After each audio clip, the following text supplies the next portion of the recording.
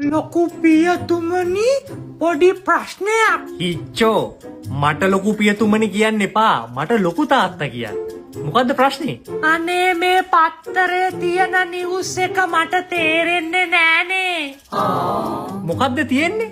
පුංචි අම්මාගේ නැන්දාගේ දුව සමග 16 හැවිරිදි මාමාගේ පුතා පැන යයි.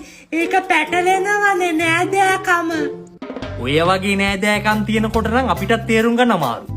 මං ඒ වෙලාවට කරන්නේ ඔය කියන නෑදෑකම නිකන් අපේ කාට හරි වුණා නම් කොහොමද කියලා හිතන එක. එතකොට ලේසි.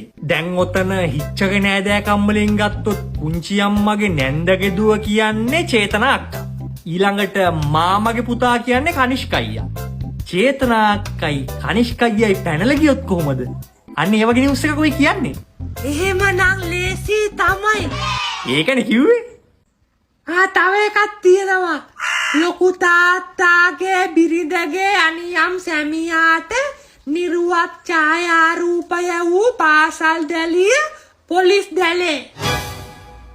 ඒක නම් හැබැයි අපේ නෑදෑකම් වලට ගලපන්න ටිකක් අමාරුයිනේ. ඔය අනියම් සම්බන්ධතා කතා තියෙනවනේ.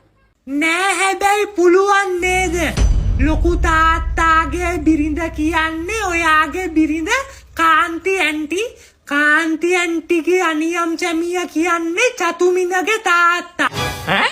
අපේ අක්කා චතුමිනගේ තාත්තට ෆොටෝ යවුවා වගේනේ.